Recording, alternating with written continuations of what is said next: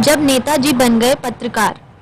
उत्तराखंड के धनौल्टी विधानसभा से कांग्रेस पार्टी से विधायक के टिकट की मांग कर रहे पूर्व ब्लॉक प्रमुख जोत सिंह बिष्ट आजकल विधानसभा के सभी इलाकों में भ्रमण कर न सिर्फ अपने लिए और अपनी पार्टी के लिए माहौल तैयार करने में लगे हुए हैं, बल्कि लोकतंत्र के चौथे स्तंभ की भी भूमिका निभा रहे हैं। अपने भ्रमण कार्यक्रम के दौरान उन्होंने लॉकडाउन के दौरान घर वापस लौटे एक बेरोजगार की दर्द भरी दास्तां सुनी, जिसे स्वरोजगार शुरू करने के लिए सरकारी बाबुओं ने इधर से उधर तो खूब दौड़ाया, किंतु कोई मदद नहीं की। अब आप देखिए नेताजी का पत्रकार अंदाज। ये आप सामने देख रहे हैं ये टीन शेड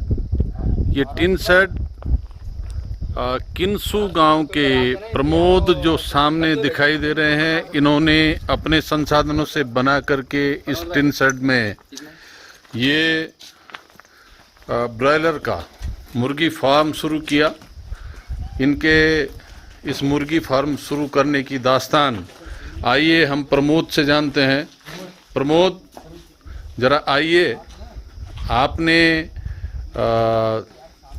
लॉकडाउन में दिल्ली में आप काम करते थे? जी सर। तो दिल्ली से लॉकडाउन में वहाँ पर बेरोजगार होने के बाद आप अपने गांव वापस आए। गांव वापस आकर के आपने कैसे सोचा कि ये हमने मुर्गी फार्म शुरू करना है, और इसको शुरू करने में क्या क्या आपने प्रयास किए, क्या क्या परेशानी आपको हुई, जरा इस पर अपना जानकारी देंगे? जी सर।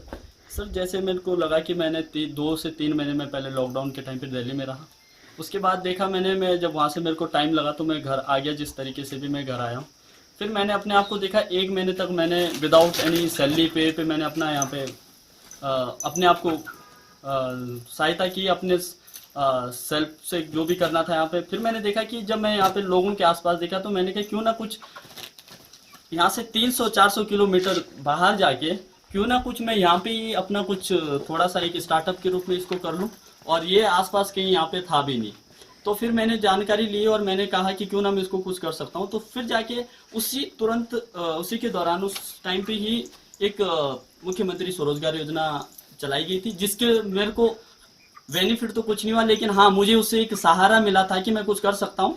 तो मैंने जब उसको निकाला, जब मैं उसमें आया तो मैंने कई फाइलें भी उसके प्रति लगाई थी, लेकिन उसके बाद मैंने कहीं से इधर उधर से अपना जितना मेरे पास थोड़ा बहुत पूंजी थी मैंने उसमें इन्वेस्ट करा, और कहीं से मैंने लोगों से उधार भी लेके कि एक सहारा था मेरा कि मुझे सरकार से कोई पैसा मिलेगा और मैं आप लोगों को वापस रिटर्न कर दूंगा। लेकिन काफ़ी मशक्कत के पास मैं बैंकों में भी गया, इधर से उधर से किसी ने कहा कि वहाँ से मिलेगा लोन, इधर से मिलेगा लोन, ये करना पड़ेगा। मैंने सारी प्रक्रिया पूरी करी, लेकिन लास्ट में जब निचोड़ आया तो कुछ नहीं मिला उसमें, मुझे कुछ 1 रुपये की हेल्प नहीं मिली उस टाइम पे। फिर मैंने सोचा एक दिन फिर मेरे को जब ज़्यादा मैं गुस्सा हो गया, मैंने देखा कि कुछ भी हेल्प नहीं हो पा रही इस तरीके से। तो एक दिन तत्तुड़ में कुछ लोगों के, हमारे कार्यकर्ताओं के द्वारा कुछ वहाँ पे कार्यक्रम चल रहा था, तो उन्होंने मेरे से पूछ बैठा कि क्या चल रहा है अभी, तुम जो कार्य कर रहे हैं उसमें क्या आपको किसी तरीके की कोई मदद मिली? तो मैंने एक छोटा सा अपना आप कह सकते हैं मीडिया बाइट दिया था वहाँ पे।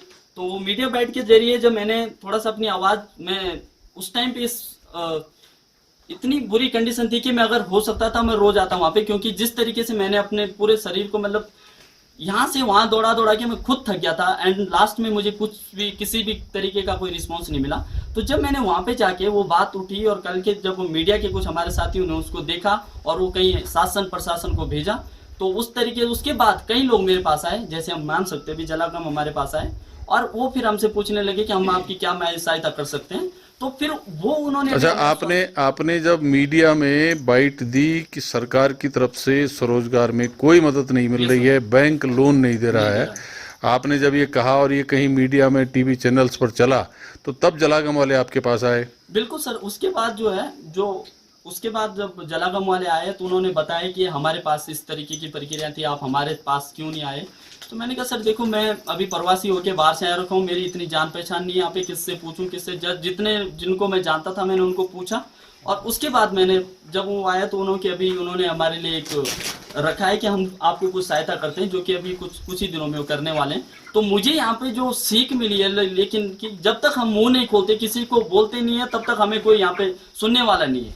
तो आज मुझे यही सबसे बड़ी चीज दिखी, क्षेत्र की जो सबसे बड़ी कमी है, तो लोग यहाँ पे बोलेंगे नहीं तो उनकी उनकी कोई कार्य होगा नहीं। जो प्रवासी बाहर से गांव में आ रखे हैं वो स्वरोजगार, क्योंकि बहुत सारे लोगों को नौकरी अब नहीं मिलने वाली है, उनको यहीं पर रह करके अपने लिए कुछ रोजगार ढूंढना पड़ेगा, इसको आप मानते हैं? और इस बात में जब तक वो प्रयास नहीं करेंगे, जब तक सरकार के सामने अपनी बात रखेंगे नहीं, कहेंगे नहीं, तो क्या उनको मिल जाएगा रोजगार यहाँ पर?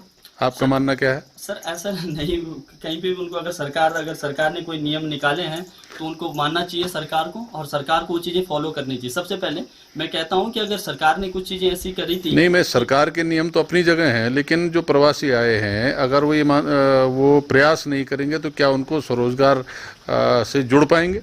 बिल्कुल नहीं जुड़ पाएंगे सर, क्योंकि अभी सरकार भी कुछ उसके लिए नहीं कर रही है, और जब तक हम खुद प्रयास नहीं करेंगे तब तक वो उनको कुछ रोजगार के लिए मिलने वाला नहीं है सर। चलिए, अच्छा है आपने प्रयास किया, आपने अपने संसाधनों से इस टिन सेट को खड़ा करने का काम किया, एक तय किया कि मुझे क्या काम करना है, उसके हिसाब से चीज़ें प्लान की, और जब आपकी बात सुनी नहीं गई सरकार की तरफ से, संबंधित विभागों की तरफ से, और बैंक ने आपको ऋण देने में कोताही बरती, आपको परेशान किया, तो आपने अपनी आवाज़ को मीडिया के माध्यम से जब उजागर किया, तो उसके बाद जलागम प्रबंधन से लेकर के और बैंक ने आपकी सुनवाई की। ये अच्छा आपका प्रयास है, आपने जो अपना संघर्ष का रास्ता अपना करके और अपने को फिर से इस्टेब्लिश करने की कोशिश की, आप बधाई के पात्र हैं। और मुझे उम्मीद है कि इस वीडियो को जब हम सोशल मीडिया पर डालेंगे तो कुछ और नौजवान इससे प्रेरणा लेंगे। Yes sir.